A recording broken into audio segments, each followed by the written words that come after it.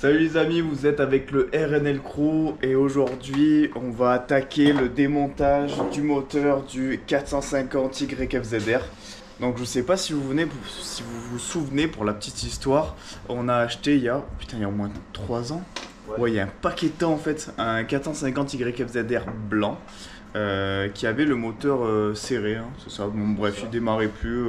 On avait démonté le moteur, on avait vu que il était explosé à l'intérieur. Du coup, on avait racheté un deuxième moteur pour le refaire.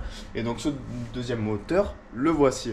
Donc, le but de ces vidéos, donc ça va être de vous montrer comment démonter et remonter un moteur et de savoir éventuellement combien ça nous a coûté de refaire un moteur à neuf en fait. Hein. On va commencer de suite avec le démontage. Là du coup on enlève le... Nous allons commencer par enlever la culasse. Et d'ailleurs à ce propos là, on a eu un petit souci sur la culasse, sur le YFZR bleu. Pendant qu'on était en train de rouler, en gros il y a ça qui s'est enlevé. Donc voilà, c'était la seule pièce force part qu'on n'avait pas mise. Donc la pièce force part en gros elle... tient ça maintenu plus la bougie et la durite qui va dessus. Donc voilà, en dessous il y a de l'huile, hein. C'est les vapeurs d'huile qui s'échappent. Voilà, on l'avait pas mise, maintenant on l'a mis parce que ça nous est arrivé une merde. Donc voilà, si vous voulez cette pièce justement qui tient ici, elle est sur notre site Ride No Limit.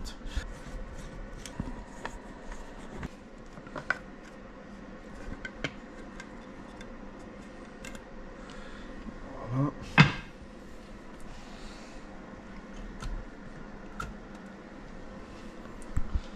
Donc là on a ouvert, donc voilà, ça c'est ce qu'il y a en dessous la culasse. Donc là on peut voir ça, là, ces petits trucs ici, plus là, en fait ça traverse. C'est ce qu'on appelle donc les arbres à cam, ce qui vous ouvre les soupapes. Et ça c'est notre fameuse chaîne de distribution. Voilà. On va continuer à démonter, on va voir s'ils sont pas trop abîmés. J'espère qu'il faudra pas les changer, sinon ça va augmenter le coût de notre rénovation. Mais normalement je crois qu'on les avait déjà regardés, c'était pas dégueu. Hein. Ça, c'est de force. Ah, pas cette force. C'est vrai? Ouais. C'est juste un tournevis. Allez, démonte-moi ça à la mano. On va enlever le tendeur de chaîne distribution. Il fallait commencer par ça en fait. Après, on va enlever le réservoir force part, le récupérateur du force part. Et ensuite, on va pouvoir enlever les chapeaux d'arbre à cam, défaire la chaîne de distribution. Et ensuite, desserrer la culasse.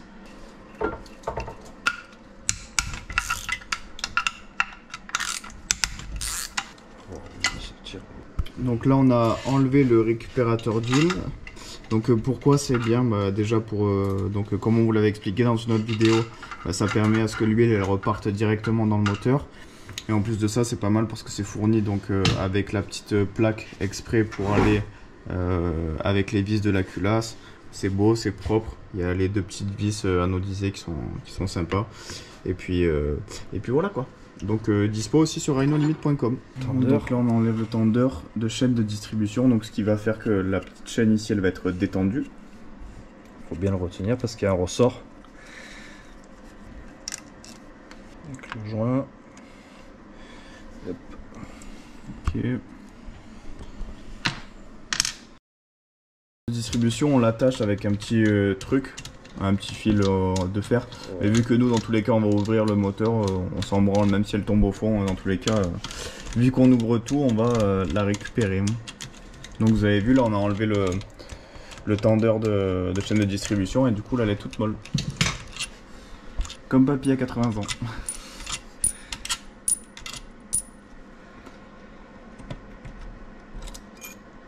Hop, faut faire attention aux demi-lunes.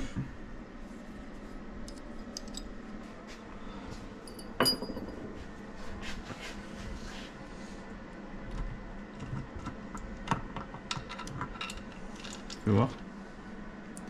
Donc voilà, ça c'est l'arbre à cam, ce qu'on appelle un arbre à cam. Si vous préparez vos moteurs par exemple, vous pouvez mettre des arbres à cam un peu plus performants. Donc en fait c'est ce genre de petits triangles, donc on appelle ça des cams en fait.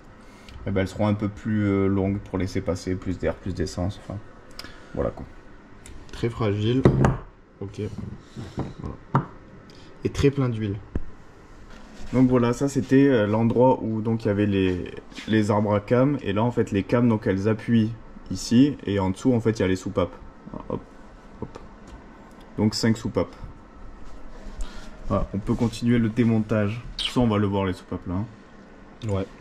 On a 2 vis ici, une au milieu et 2 là. On nous en fait 7. 7 vis. Ouais. Je vais chercher une clé plus grande. Je vais prendre une clé plus grande. Vache. Putain, c'est bien serré là. Du coup, c'est une totale surprise pour nous aussi l'intérieur de ce moteur parce que comme on vous a dit, on connaît pas du tout. Oh la muscu, tu le sens là? Donc ce que je disais, c'est que pour nous aussi c'est une surprise totale ce moteur. On sait pas ce qu'il y a à l'intérieur. On sait qu'on l'a démarré, on sait qu'il démarrait, mais il faisait un sale bruit. Genre vraiment, on aurait dit que c'était la chaîne de distribution qui frottait partout. Chaîne ou la... Ouais, ou le vilebrequin qui... bref. Donc ça faisait beaucoup de bruit, on n'a même pas cherché à continuer en fait à essayer de rouler avec. Donc on a juste démarré dans le garage et on l'a éteint. Et donc on va voir ce que c'était, on va voir la surprise. Ensuite tu tiens bien aussi. Je tiens bien. Et pourquoi on se mettrait pas 2 serre-joints? Putain. On est connectés que ça. Ouais. On a mis du temps à se connecter quand même. Ouais. Peut-être que le piston il va avoir des trous. Je tourne le téléphone.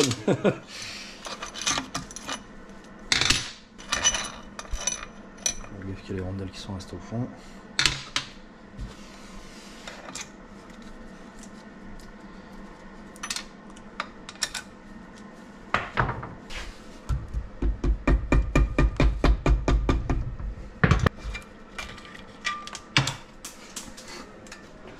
Donc ça a été remonté à la pâte à joint.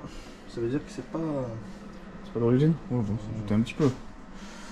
On s'en doutait un petit peu. Joint de culasse. On se dégage le cylindre. Allez, vas-y. Il y a une vis pour le cylindre. Let's go enlever là le cylindre.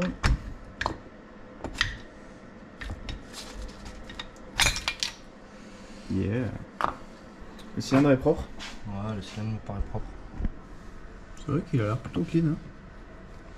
Hein. Allez, c'est reparti. Bon, allez. Qu'est-ce qu'on... on vire le cercle clips avec l'axe de piston et après on organise toutes les pièces. On range tout, on note tout.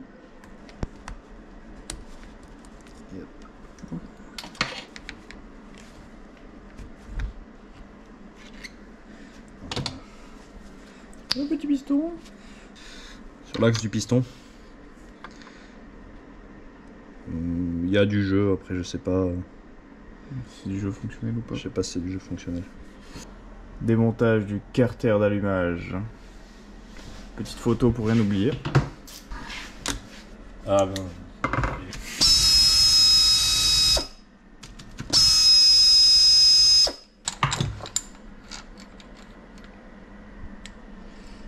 Carter d'huile. Ben, c'est sec hein. Je vais me le prendre dans la bouche. Hop. Voilà, vu qu'il y a l'aimant énorme. Hop, joint, goujon, tout viré. C'est neuf lui? Il a l'air neuf. C'est possible.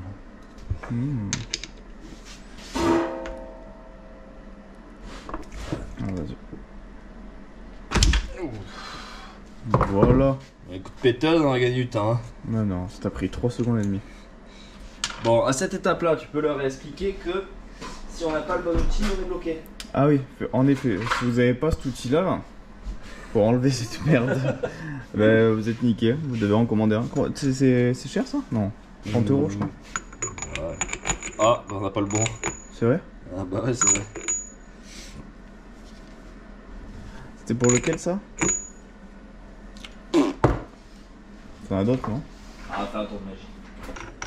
En fait, le fait d'avoir ces outils, vous allez gagner du temps, un truc de malade en fait. C'est même pas que c'est impossible. Si, ça doit être possible en bricolant, t'en pas dessus comme un sourd, tu vois. Ça doit être possible, mais c'est... L'allumage à la poubelle. Ouais, voilà, c'est ça. Ah, ça y est. Et là, ça sort comme... Il sort comme quoi, Rémi? Je sais pas. Ça c'est bon. Hop.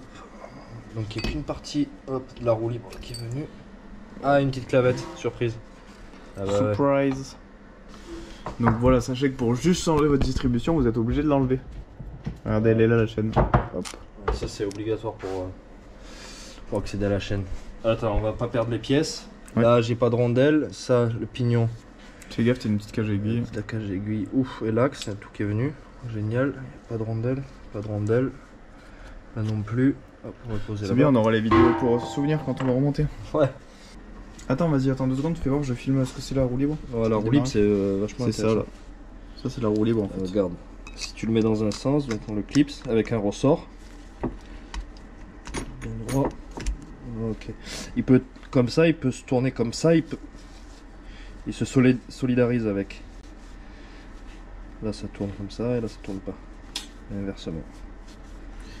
Quand on lance le démarreur, c'est exactement ce que ça fait quoi. Exactement. Et ça quand c'est mort, on appuie sur le démarreur et ça tourne dans le vide.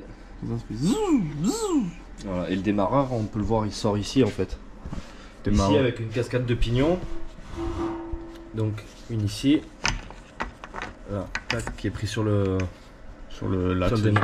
démarreur. Avec un autre pignon ici qui est en dessous, qui renvoie sur la roue libre. Sur cette roue là.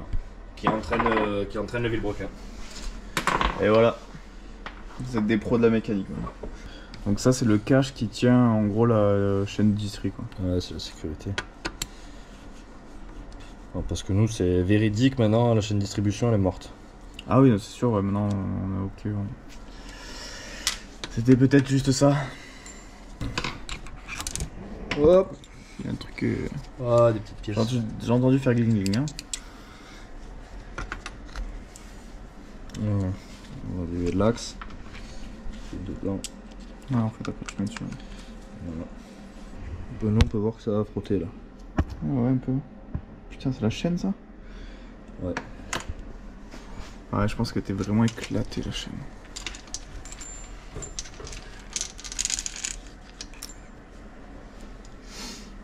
Encore là, elle ne fait pas de point dur. Si, là, il y en a. Oui, mais. Tu vois, tu le sens là, il est pas. Ouais, si, elle reste bloquée. Normalement, il faut qu'elle soit. Ouais, elle est vraiment. En vidéo, c'est compliqué à montrer, mais. Mais elle est très abîmée. Ouais, très abîmée. Donc, ça. Poubelle.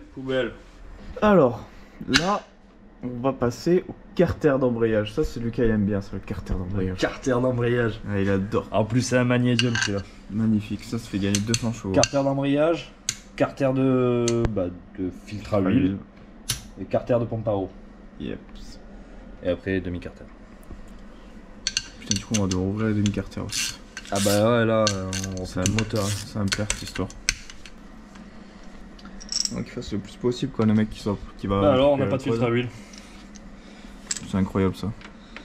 On l'avait enlevé, on l'avait piqué.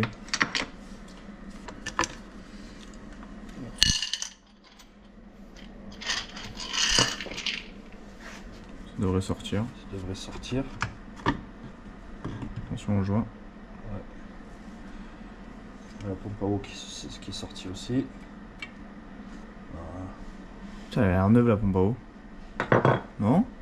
Ouais, c'est un très bon état. En tout cas, ces ailettes en plastique, c'est d'origine. Ouais. Bah, ça a l'air neuf d'origine. Et voilà. L'intérieur du moteur. Bon les amis, on est le deuxième jour du démontage de ce moteur. Donc normalement on devrait aujourd'hui séparer les demi-carters. On a l'embrayage à enlever, on a le vilebrequin à enlever. On vous montre ça en direct. Donc ici on a l'embrayage, on a encore tous les pignons. Ici on a le vilebrequin qui tourne, ce qui est déjà une bonne nouvelle. Qu'on va changer dans tous les cas. Et donc là il y a le démarreur à enlever et quelques petites conneries qui devraient pas prendre trop de temps. On va commencer par enlever toutes les pièces autour, le démarreur, le pignon. Pignon de sortie de boîte, ça c'est le truc qui vous fait embrayer en fait. Hop, le câble après il tire sur ça. On va virer tout ça. Ouais, allez c'est parti. Bon, démontage du démarreur. Quand le démarreur fonctionne plus, il démonte. Et c'est bon, il remarche. Tu vas en acheter un nouveau. Chez Rheinolite. Non, il n'y en a pas encore. Là-dedans, on n'a rien. On va virer... Embrayage. Tu sais quoi, on va se faire sauter le pignon, c'est un peu galère. Une sortie de boîte. Quand on change de kitchen, c'est lui qu'on doit... Bah ça c'est moi, si tu peux montrer, c'est intéressant. Dans votre kitchen, vous avez votre chaîne, votre couronne et votre pignon. Donc votre pignon de sortie de boîte qui est ici. Bon, si je veux aller plus vite, il faut mettre un pignon plus gros ou un pignon plus petit. Donc, utilisation de la péteuse à proscrire dans la plupart des cas. Mais j'avoue que pour enlever le pignon de boîte, le pignon de sortie de boîte, c'est vraiment utile. Surtout que maintenant on a de l'air comprimé de partout dans le garage. C'est équipé là. Je vais m'arracher les doigts. Ouais. Ouais. Un chiffon. Votre pignon de sortie de boîte, c'est bien de l'enlever quand il y a encore la chaîne. Enfin, ou en tout cas de dévisser quand il y a encore la chaîne. Ça vous évitera de faire ce genre de truc, quoi.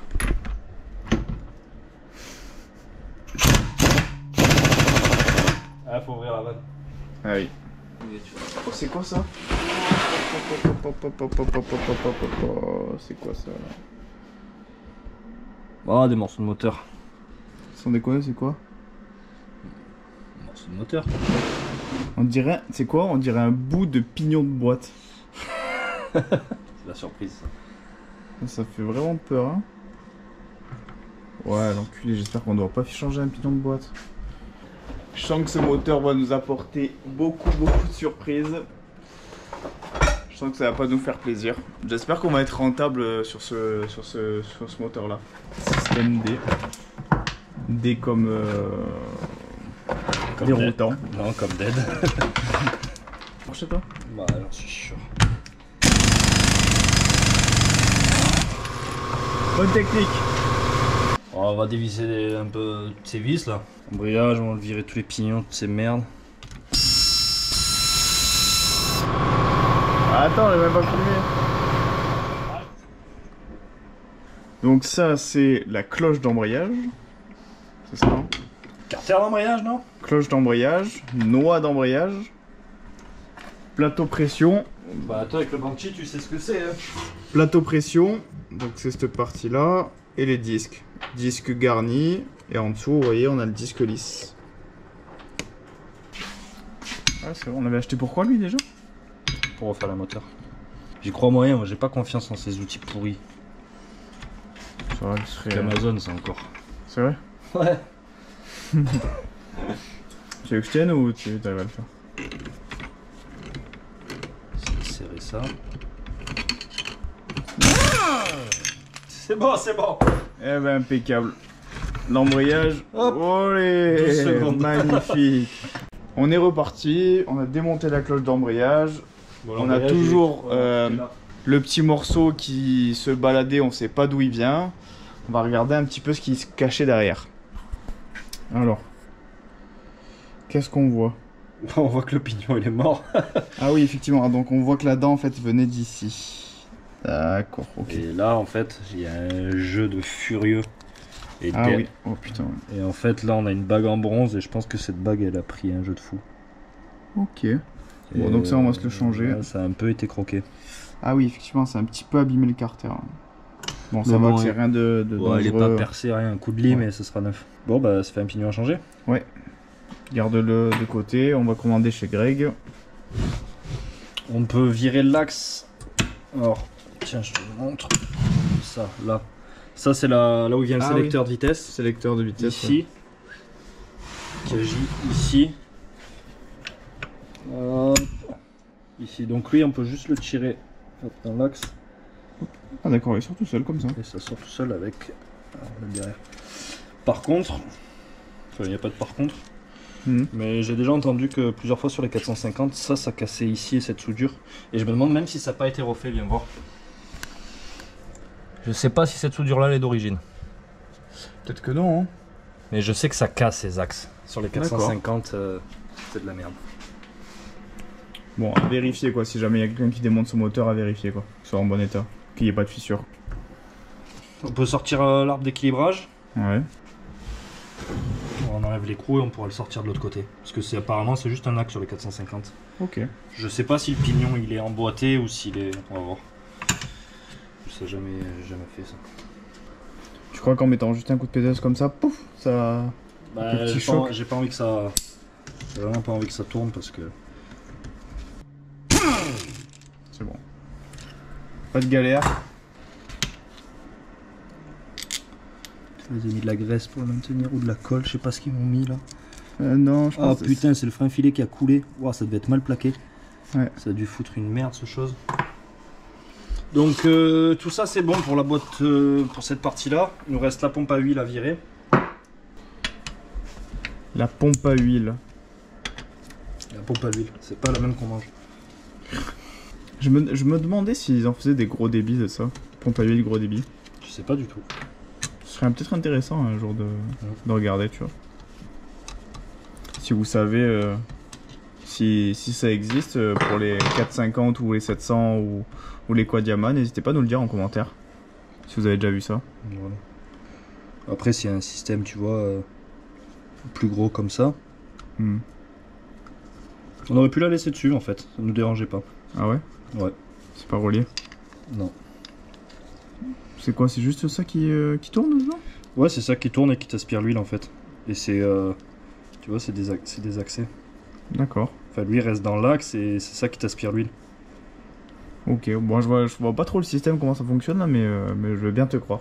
Ouais. Là, derrière, on a le barillet de. Donc, tout ça, c'est. Il y a la boîte de vitesse, c'est ça qui sélectionne toutes les vitesses. Okay. Ça, c'est la pompe à huile, ce pignon-là, qui est entraîné par le pignon qu'on a éclaté. Oh. Donc, le vilebrequin qui est là, il entraîne l'arbre d'équilibrage. C'est juste pour pas que ça vibre. Donc, celui-là, il sert à rien au fonctionnement du moteur, juste pour pas que ça vibre. Ok. Qui est entraîné. Par l'embrayage, et c'est l'embrayage, et après du coup du vilebrequin c'est pris sur l'embrayage, et l'embrayage il entraîne aussi avec un pignon en dessous. Ouais. Donc l'embrayage il a deux pignons, un petit, un gros. Donc il y a le pignon qui va choper ici, donc, qui entraîne, donc le vilebrequin qui entraîne l'embrayage, et en même temps l'embrayage après il entraîne la pompe à huile. Donc là-dedans faut faire gaffe parce qu'il y a des petites clavettes et tout, c'est une misère. Bon, surtout quand vous démontez des moteurs comme ça, que vous faites de la mécanique. Chut, attends. Quoi? Film. Bah, tu me dis pas chut. Quoi? Parce que là, tu vois, il y a tout qui est tombé. Okay, tu vois, il y a les clavettes, les petits ressorts et tout. Et il y en a deux de chaque côté. Ici, en fait, voilà. C'est pas misère ça à remettre? Si, c'est la misère à remettre. Ok. Bon, avant qu'on vous coupe, j'étais en train de vous dire que quand vous démontez des moteurs comme ça, et que vous n'allez pas remonter de suite, hein, parce que je suppose que comme nous, vous allez commander vos pièces, faites des photos, notez toutes les pièces que vous démontez, mettez dans des sachets bien rangés. Ça va vraiment vous faciliter la vie pour le remontage, et ça va éviter de faire perdre en fait toutes ces pièces là, et puis de plus savoir où les remonter, etc. Donc tu vois, il y a cette pièce là avec le ressort ici, et en fait qui maintient. C'est de la misère à voir, je pense, en vidéo. Et ça maintient chaque vitesse enclenchée en fait. D'accord. Ah oui, on voit qu'il y a des petits crans là. Et en fait, là, je sais pas si sur vous cette voyez. Pièce, t'as un ressort, ben, on va la virer. Et ça, on le voit, il y a des genres de petits créneaux et ça vient sur ces petits créneaux. Je pense qu'on va voir le ressort. Putain. C'est fort. Ça t'est serré au couple tout ça. Donc là, derrière, on a le ressort. Hop. C'est barré. Voilà. Le truc, c'est la misère. Vraiment une partie merdique. Avec le ressort qui est pris derrière et tout. Bah. C'est une partie un peu chaude, peut-être la plus dure, non? Oui, c'est la partie plus casse-couille du moteur. Alors je me demande s'il fallait pas virer lui en premier, tu vois, avant de faire sauter ça. Ouais. En tout cas, il y a tout qui est tendu, on va se le prendre dans la gueule. C'est bon, t'as réussi? Ouais, ça vient, mais c'est bon. Ok, tout est parti en carnage, il y a tout qui est dans le moteur. Ouais, non. Une petite rondelle. Mais ça, on voit que ça a été démonté, c'est du frein filet qui a été utilisé, il est vert. Ah oui. Du coup, ça, normalement d'origine, c'est pas vert. Hein. Ouais, vilebrequin et l'arbre d'équilibrage. Je sais pas si vous vous souvenez, enfin si vous l'avez déjà vu ou pas, mais sur par exemple le 700, en fait, l'arbre d'équilibrage, il est à l'intérieur en fait. Il tourne en sens inverse du vélo, c'est ça je crois. Hein. Enfin, je sais plus, bon, enfin bref. Bah, il tourne comme ça, dans ce sens ou dans ce sens, j'en sais rien. Bah, en gros, ça équilibre parce que le vilebrequin ça fait un certain poids, du coup, il te met des poids. Et là, comparé au 700 Raptor ou au 400 LTZ, les maslottes elles sont dedans, alors que là on a juste un poids dedans et un poids d'un côté et de l'autre. Bon, je sais pas si on leur a dit déjà. Mais... Ouais, je vais donner le dire à l'instant. Ah d'accord, pardon, excuse-moi. Attends, lui m'a envoyé un message vocal. Je vais m'arrêter à McDo, demande si quelqu'un veut un truc. Ah bah vas-y, oui, dans ce cas-là, McDo. Bon, au film. Je filme. Alors là, je mets une petite cale pour pouvoir dévisser. Pour pouvoir dévisser, comme ça on pète 2-3 pignons au passage. Parfait. Non, mais c'est de l'alu en plus la cale, ça. C'est de la fonte. Ah non, c'est de l'alu, je me souviens. Ouais, c'est de l'alu.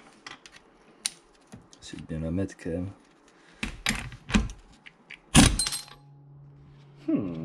Ça a dévissé ou pas? Non.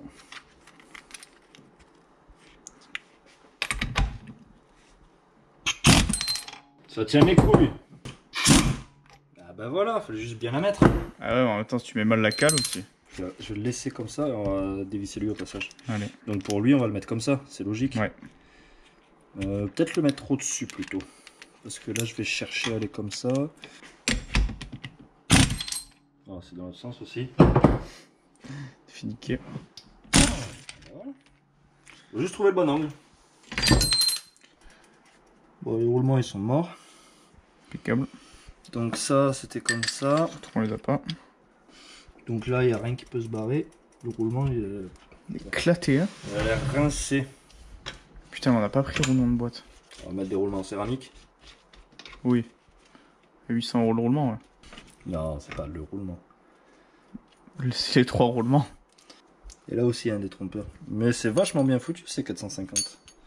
En même temps, c'est des moteurs qu'il faut refaire souvent, du coup. Tant qu'à faire. C'est vrai qu'ils ont été bien conçus, ces quads. Même pour démonter les caches et tout. Ah oui, bah c'est la rapidité. Donc, bah, en même temps, c'est malin de la part de Yamaha. Hein. J'aimerais bien qu'il y ait quelqu'un qui me dise, là, sauf qu'il n'y a personne, ouais. De quel côté faut séparer le moteur, le carter. La boîte, elle va rester de quel côté? Mais je vais réfléchir, je vais trouver. Bon, ça, c'est sûr qu'il n'y a plus rien qui gêne maintenant. Regardez, les gars. Lulu, il est arrivé, il nous a amené le petit McDo pour la soirée. C'est pas le collègue. Il régale le collègue là.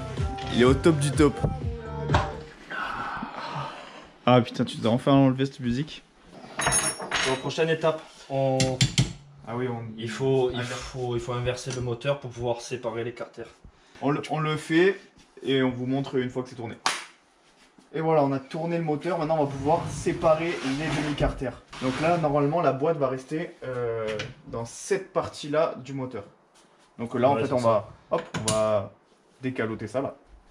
Et la boîte, elle va rester tout en bas. Donc dans cette partie. Décalotes les moteurs, toi, Rémi? Ouais, je décalote les moteurs. Je décalote les moteurs comme les glandes. Non, tu mettras pas ça. Petit bœuf. Petit bœuf.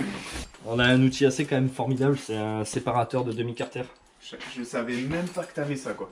Mais c'est incroyable, on est professionnel, un support moteur, un séparateur de carter. Tout à l'heure on a montré le bloc embrayage. Je savais même pas que t'avais tous ces outils, genre. L'arrache volant. Ouais, tu sens que le mec, genre, il fait ça tout Il fait des trucs sans nous en fait. Ouais, c'est ça, ouais. En fait, il s'est équipé, il a acheté un garage. Il a racheté les outils d'un garage Yamaha. Tu prends sur quoi? Sur le vilebrequin ou quoi, genre? Ou comme ça? Ouais, après je prends sur les brequins. Normalement ça devrait pas trop mal sortir. Et donc là l'araignée est en place? L'araignée est en place, c'est ça. Je comprends pas du tout comment ça peut sortir quoi que ce soit, mais... Sorti que la gauche. Maille.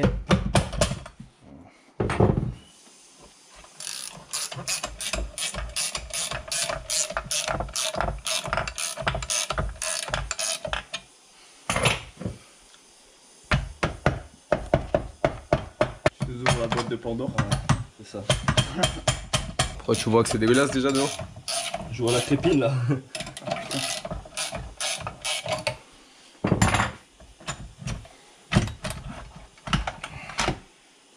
Oh. Là c'est ce qui aspire le moteur. Ouais, c'est pas foufou. Rémi. Rams. Il est dégueulasse. Donc en gros, bah ça c'est le filtre de l'huile. Ça, mais c'est vachement bien foutu un 450. Parce que regarde, c'est ça qui te sépare le... Si je dis pas de conneries. Tu vois, ça te laisse une zone devant le vilebrequin avec ce filtre pour pas t'envoyer de la merde dans le moteur. Incroyable. Mais il a rien filtré ce filtre du coup. Parce qu'il est neuf. Non mais ça retombe, à chaque fois ça retombe ici au fond, tu vois, ça reste dans cette zone là. Il n'y a pas des merdes qui peuvent aller dans la boîte de vitesse. Ok. C'est cool. C'est cool. C'est trop cool. Ouais, mais sache que c'est encore plus intéressant qu'un carter d'embrayage. Ouais. Oh. On a 2 circlips au fond du moteur.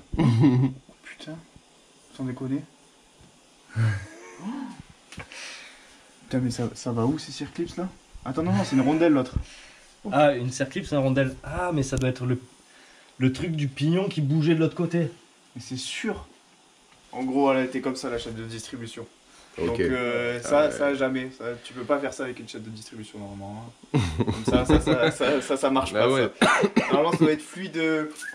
Tu dois pouvoir Ouais, d'accord. faire des trucs de fou. Ouais. Non, mais toi, tu rigoles, perceuse à colonne, c'était pas du tout une blague. On va vraiment aller à la perceuse à colonne. Pour faire quoi du coup?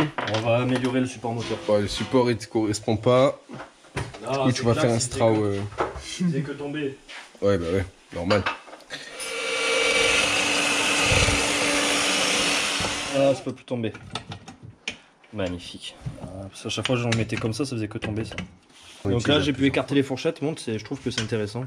Après, je m'intéresse peut-être à des choses bizarres. Mais... Ok, donc là, t'as enlevé l'axe qui tenait toutes les fourchettes. Là, donc, exactement, là j'ai les fourchettes. Bah, de toute façon, elles sont repérées avec cet axe. Ouais. L7, R4, barillet de sélection de vitesse. Ouais, c'est left, right. Je sais pas pourquoi il y a marqué 4 et 7. Et c'est de center. Mais en fait, la centre elle est à droite. Donc là, le délire, ça va être de sortir toute la boîte de vitesse en même temps. Mais bon, ça va être un délire. Bon, on va sortir. Bah, en fait, non, il n'y a pas besoin de tout sortir en même temps. C'est de la merde. Axe secondaire, et je crois que lui, c'est l'axe primaire. Et une boîte de vitesse, une. Donc voilà, on a la boîte de vitesse complète. Et celui-là, il était là. Hop. Attends, les vitesses, du coup, c'est lesquelles de pignon là? Ouais, c'est quoi qui change? Je connais rien. Parce que là, j'ai l'impression qu'il y a 12 vitesses. C'est peu probable. Bah non, parce que t'as le premier arbre qui te renvoie sur le... Ça te soulève, t'as 3 fourchettes qui te soulèvent les pignons, et après ça les enclenche après comme ça. Tu vois, un il va attraper là, et puis après il va choper l'autre. Ouais. Tu vois ce que je veux dire, et inversement. Mais je sais pas du tout, moi je peux pas te dire, il y en a qui connaissent par cœur, moi je connais rien. Je sais pas qui c'est qui a inventé, le mec qui a inventé la boîte de vitesse, mais c'est pas la moitié d'un trou de balle, hein, je te le dis. Moi. Ouais. Donc là, normalement il n'y a plus rien qui peut tomber. Ok. On va pouvoir le tourner. Ah non, je vais récupérer ça, sans pouvoir nettoyer le plan de joint. Ça sort pas, casse les couilles comme à chaque fois. Non. Tiens, il y en a un autre là. Je crois que... Ici, mais tu sais quoi, je vais même les mettre là. Donc là, on peut sortir le vilo. C'est pratique ce truc. Donc là, c'est quoi? Juste tu tapes, il sort? Au maillet doucement? J'ai l'outil magique, on va mettre l'outil magique. Hein. Ouais, tape 2 coups au maillet s'il sort facile. Bah, sur la revue technique, il parle de l'outil pour là.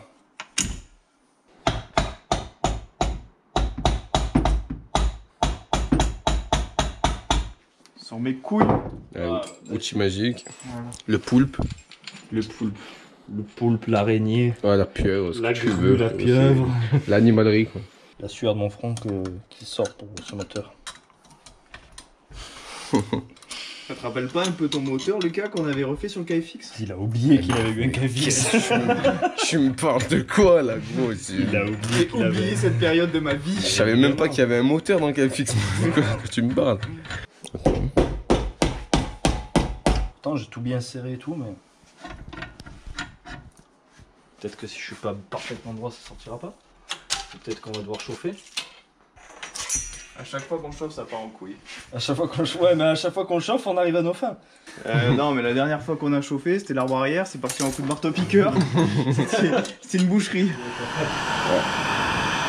Oh, je sens que j'ai les mains qui chauffent. En fait, Ouais, il sort là. Je vais mettre un coup de marteau, il m'a dit.